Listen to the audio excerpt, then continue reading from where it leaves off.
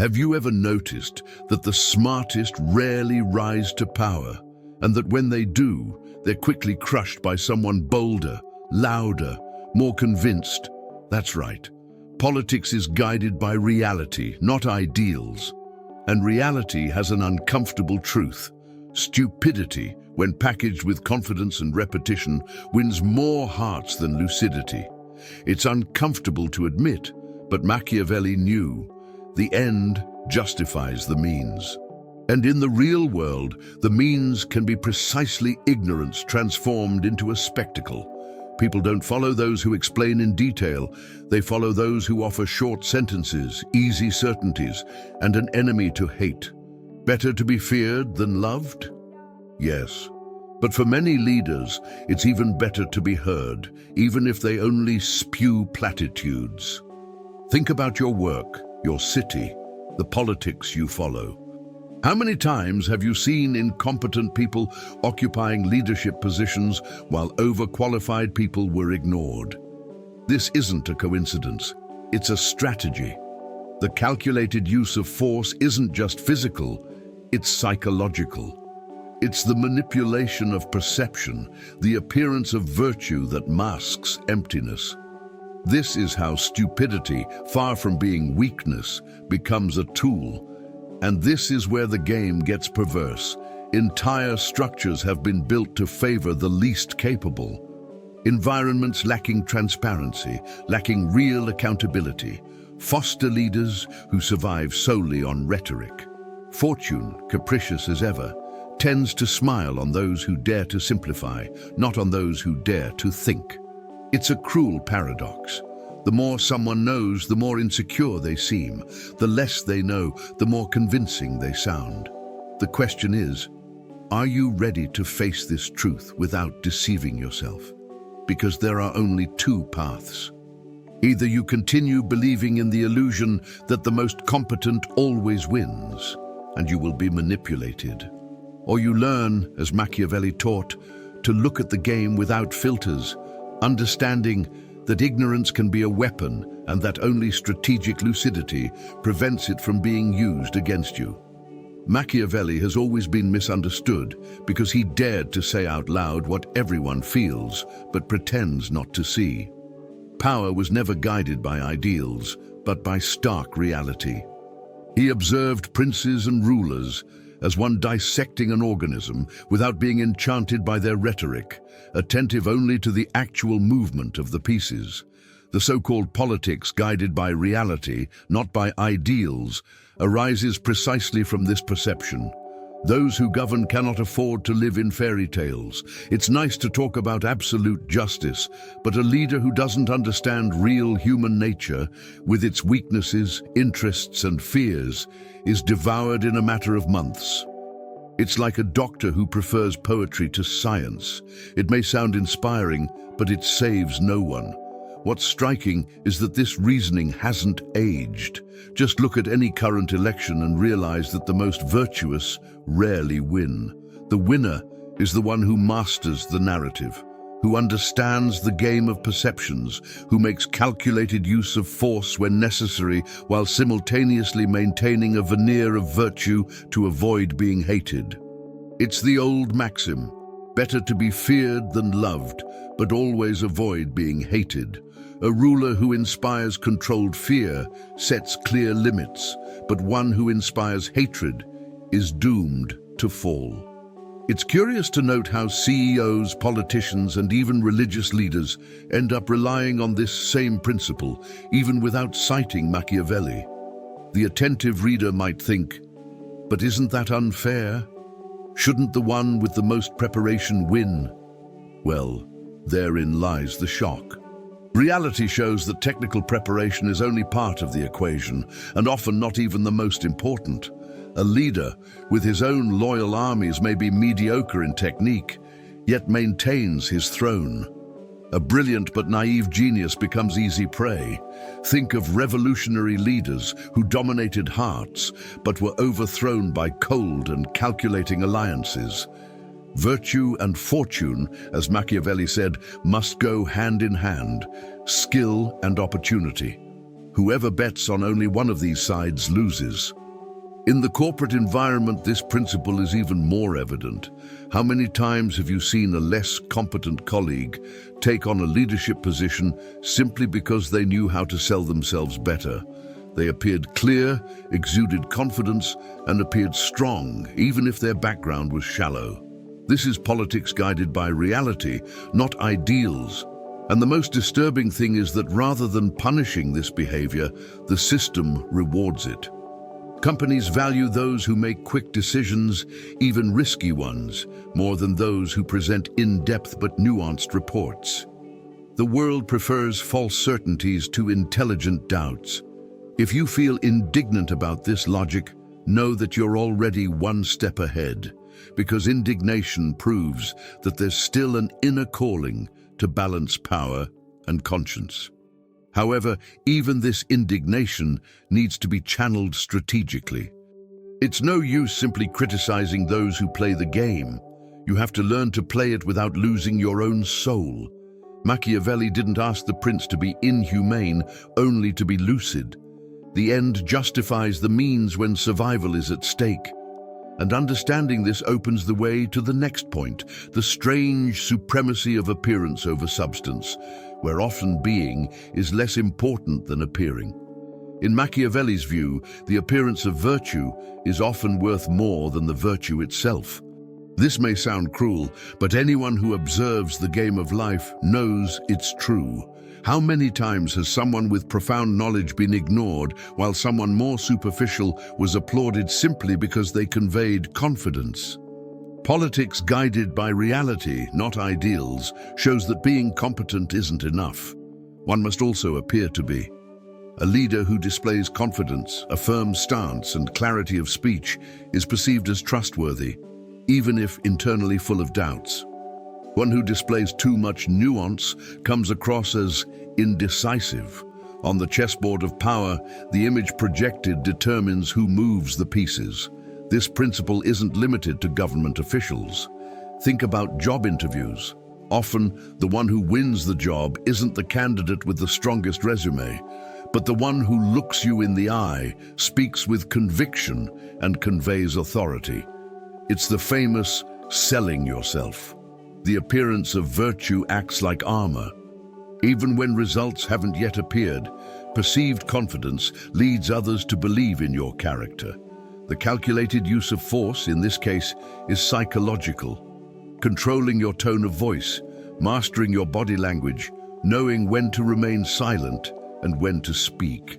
Those who master these details create a magnetic field that sways decisions in their favor. The curious thing is that Machiavelli didn't romanticize this. He simply observed it. He understood that real human nature is guided by fleeting impressions. People in general judge by what they see. Those in a position to choose a leader rarely delve into details. They want certainty, not lengthy explanations. This is why constant adaptability is essential. A leader who adjusts their appearance to the situation can stay ahead, even in turbulent seas. This explains why many rulers weather crises without offering concrete solutions. They sustain themselves by the image of strength, not by the substance of their actions. This can also be applied to personal life. Imagine a person who wants to start a business but lacks conviction. Even if they have an excellent product, it's unlikely they'll convince investors or clients. Another entrepreneur with less technical training but with virtue, strategic communication skills, earns trust and opens doors. In this sense, cultivating the appearance of virtue doesn't mean being fake, but aligning speech and posture with what you want to achieve. It's training yourself to use your first impression as a weapon of power. Because believe me, the world doesn't just reward hidden merit. It rewards the perception of merit. And herein lies the dilemma. Those who don't understand this game end up falling behind, even if they're more talented. The end justifies the means when the goal is survival in arenas where only image counts. And this principle opens the door to an even more disturbing paradox. Often, the more intelligent someone is, the harder it becomes to succeed in environments where overconfidence and simplistic certainties are more important than reflection. This is precisely what the next point delves into, the dark side of intelligence when it comes to power. It may sound counterintuitive, but refined intelligence often becomes a liability in power games. The deep thinker, who sees nuances and recognizes uncertainty, tends to hesitate. The confident mediocre, who firmly believes in his narrow vision, speaks firmly, makes quick decisions, and projects an image of leadership. Machiavelli saw this clearly. Decisions based on real human nature are not made by the wisest, but by what seems most secure. Politics guided by reality, not ideals, shows that excessive reflection breeds visible doubts, and doubt in environments of power is synonymous with weakness. Take political debates, for example. The more intelligent candidate, when explaining every detail, gets lost in technicalities and conveys insecurity. Meanwhile, the opponent simplifies everything into short sentences, repeats slogans, and wins hearts. It doesn't matter how shallow their ideas are, the end justifies the means. And the means, in this case, is to appear firm. This phenomenon also occurs in companies. How many brilliant analysts, capable of foreseeing complex scenarios, remain in lowly positions because they always ponder too much, while mediocre but assertive managers rise like rockets?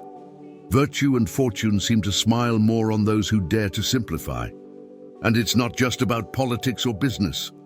In social life, how many times have you witnessed someone charismatic but shallow being considered a natural leader of a group, while another, full of wisdom, was labeled too complicated? True human nature seeks clarity, not depth. We prefer those who give us certainties, even if false, to those who show us doubts, even if true. It's better to be feared than loved, said Machiavelli, but in many situations, it's even better to be heard as a firm voice, even without substance. This is how intelligence, when mismanaged, becomes an obstacle. The curious thing is that intelligent people often see dangers that others ignore.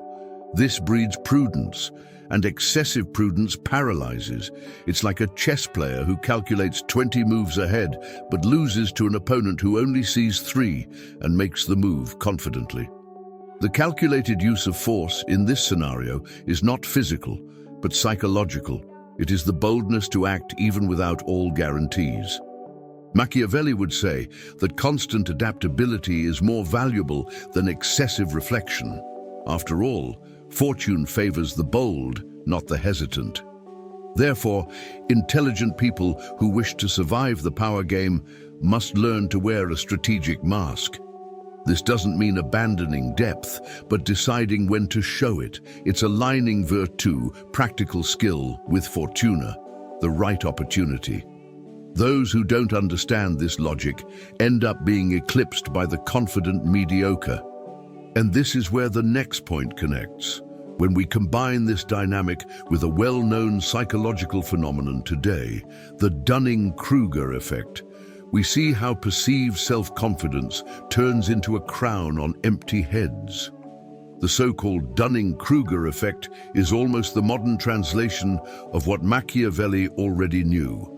Those who know little believe they know a lot, and those who know a lot distrust even themselves.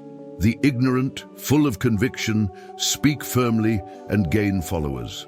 The wise, aware of the countless variables of reality, convey hesitation. And in politics guided by reality, not ideals, those who seem confident are chosen, while those who seem uncertain are discarded. It's cruel, but look around. Leaders at all levels, from public office to business, are often the ones who project exaggerated self-confidence, not necessarily competence. This is explained by the way human nature processes information. People, voters, even co-workers seek leaders who can give them quick and confident answers. Few want to hear, "I don't know." And it is precisely the intellectual humility of the most prepared that seems like weakness in this game. Better to be feared than loved, said Machiavelli, but here the rule takes on an additional layer. Better to appear convinced than to be truly right. This is why speakers with superficial speeches fill auditoriums, while profound scholars speak to empty audiences. If this seems far-fetched, consider the corporate environment.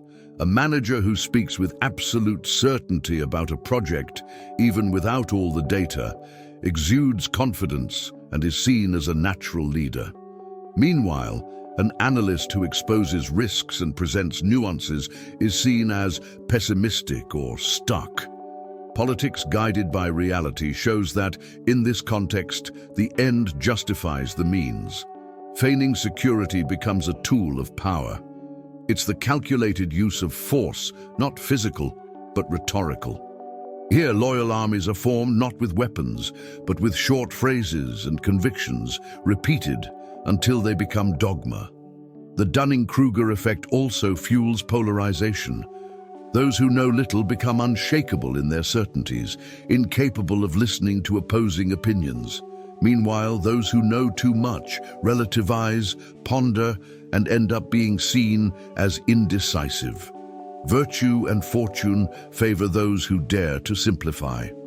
This is why so many incompetent leaders manage to manipulate crowds, not because they are prepared, but because they have the courage to clearly state what others are embarrassed to simplify. And, in a world where the appearance of virtue is worth more than substance, this becomes a crown. Therefore, anyone who wants to escape this trap must learn to balance intellectual humility with strategic firmness. It's important to know when to express doubts and when to silence them to project confidence. It's about choosing battles wisely, revealing nuance when depth is required, but offering certainty when the audience needs clarity. Constant adaptability is key. Machiavelli already warned, those who don't understand how to wear the mask become slaves to their own truth. And here we open the door to an even more uncomfortable dilemma.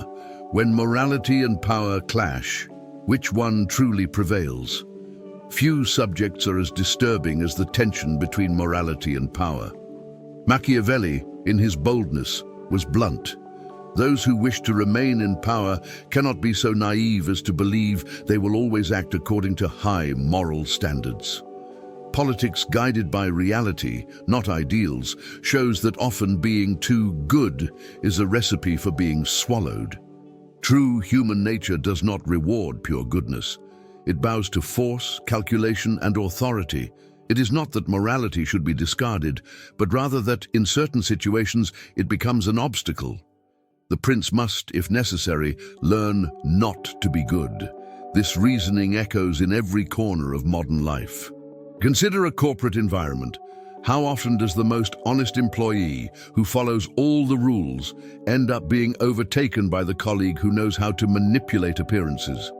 While one is concerned with maintaining absolute integrity, the other understands that the end justifies the means and uses strategic shortcuts to climb the ladder.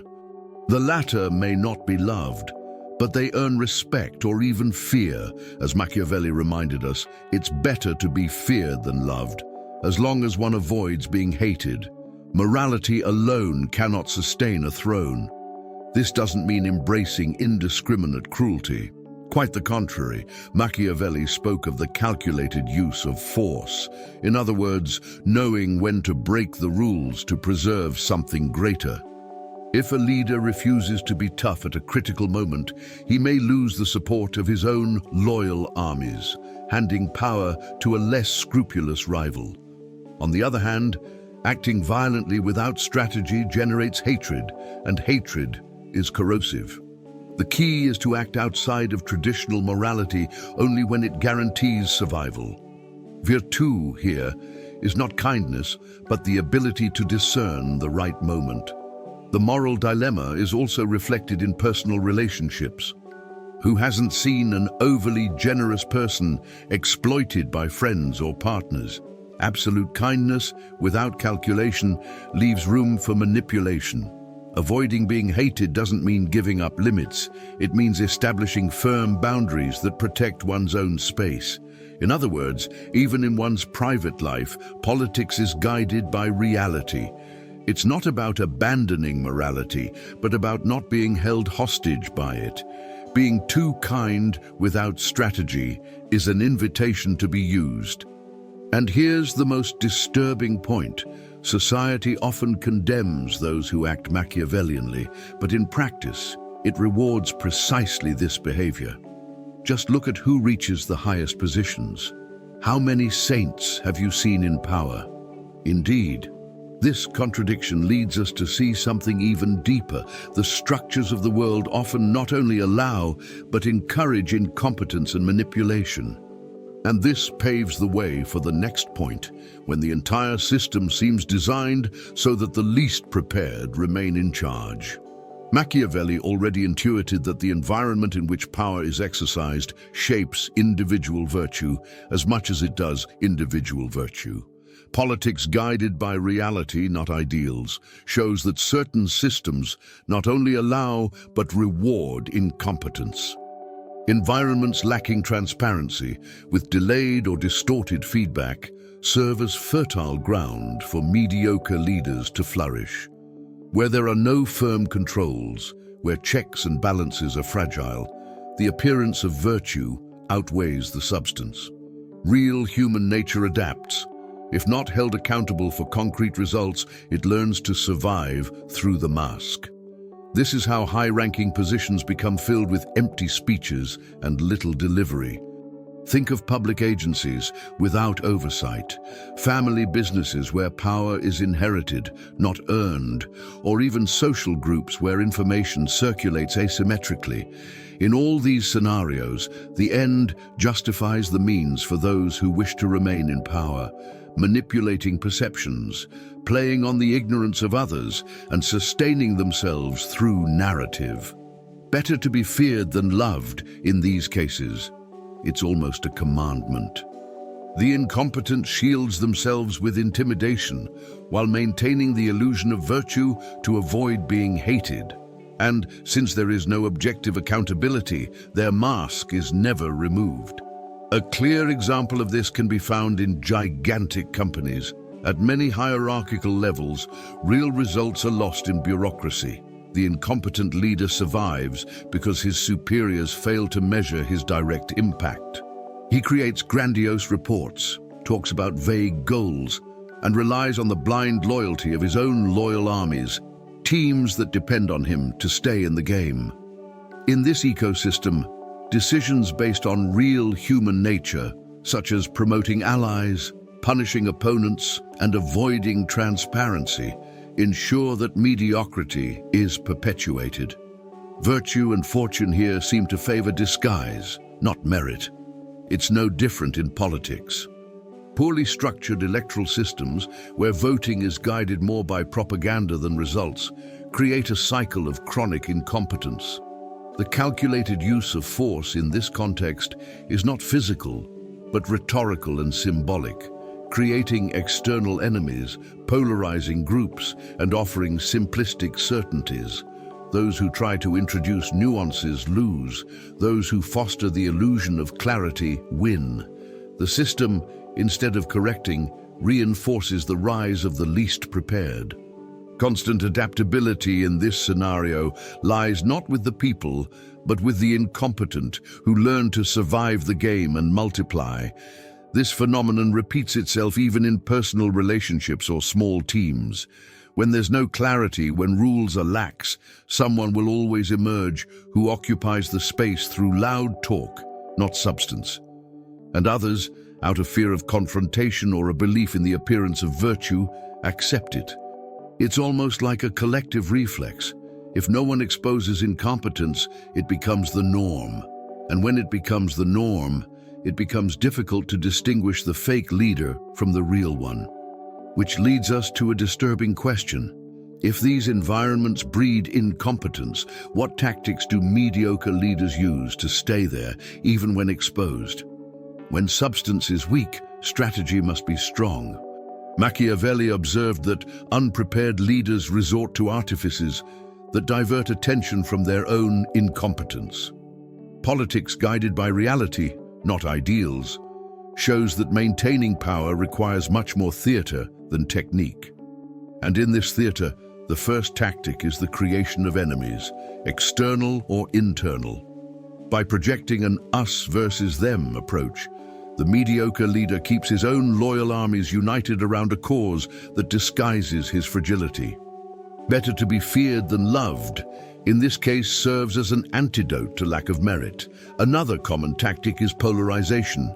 Divide and rule is old, but it remains effective. The incompetent leader, incapable of offering real solutions, prefers to simplify the scenario into two irreconcilable sides. Thus, those who support him remain for fear of being on the wrong side. The calculated use of force manifests itself not in physical battles, but in narratives that stir basic emotions: fear, anger, hope. Instead of results, he delivers fiery speeches, repeated slogans, and a veneer of virtue that serves as a mask. The end justifies the means, and if the means is to manipulate hearts, he will do so. The manipulation of uncertainty also stands out. The incompetent leader creates a nebulous environment full of truncated information, vague reports, and explanations that confuse rather than clarify. In this chaos, their figure becomes a reference because it's the only one that seems to offer clarity. Decisions based on real human nature show that faced with fear of the unknown, human beings prefer false certainty to no answers at all. And so, even without competence, the leader becomes an illusory safe haven, consolidating power around their own image. Advertising is another essential resource. A leader with little substance invests heavily in building an image.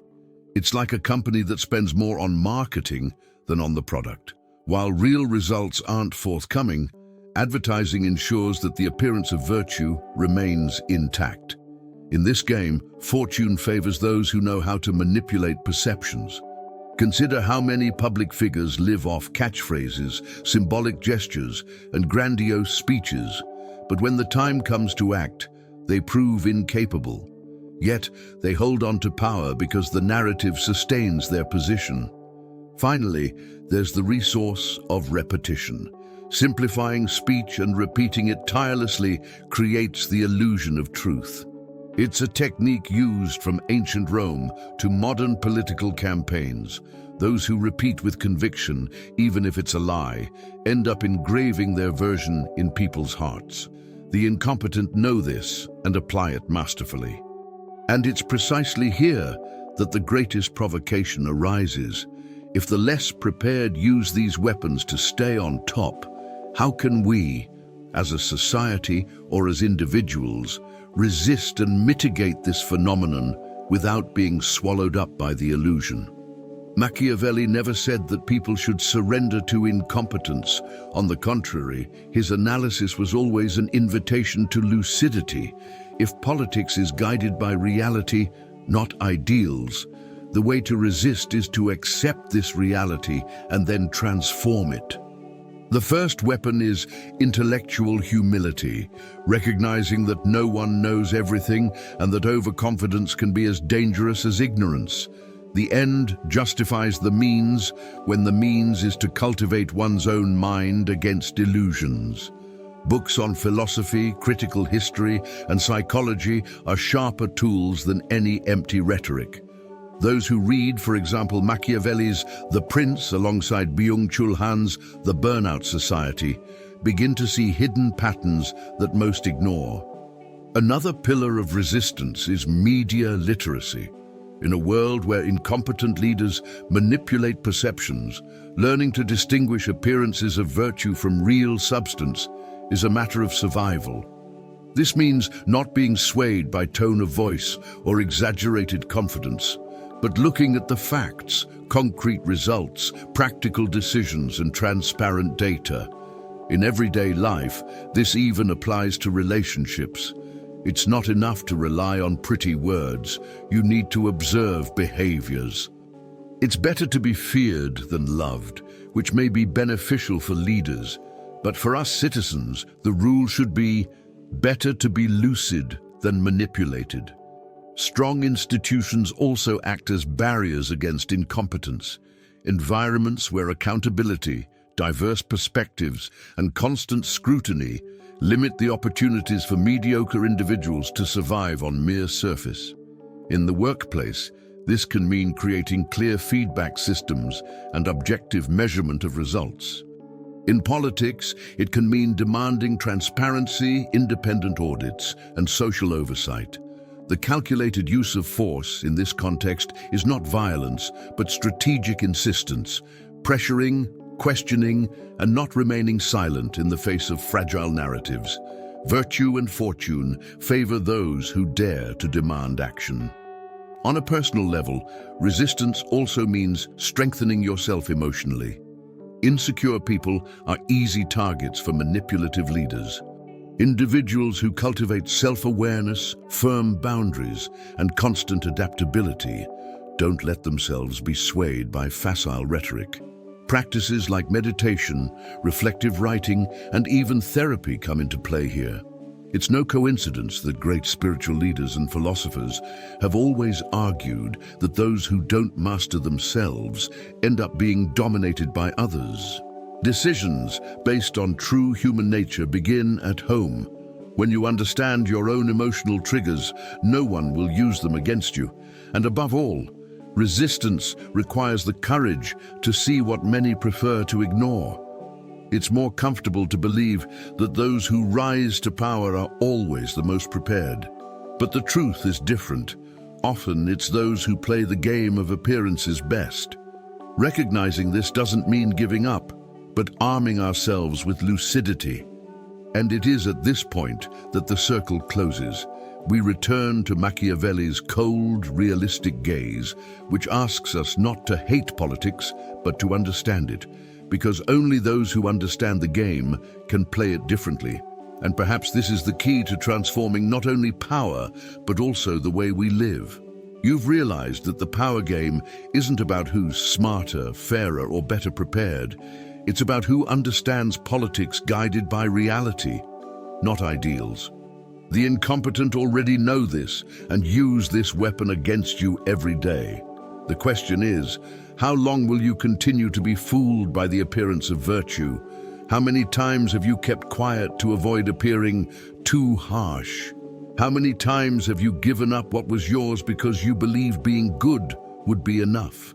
The end justifies the means, and if the means is to protect your dignity, your voice, and your space, then it's time to learn to use them to your advantage. Now I ask you, will you continue to watch incompetence be applauded, or will you finally take control of your own life? Will you be just another spectator, or will you become a player? Because on the chessboard of existence, those who hesitate always end up as disposable pieces. If you've made it this far, it's because within you lies a calling not to be manipulated, not to be deceived by the mask of those who feign greatness. So subscribe to the channel, turn on notifications, and stay with me, because here every week you'll learn to see the game behind the game and transform your own life into a force field, not a losing battleground.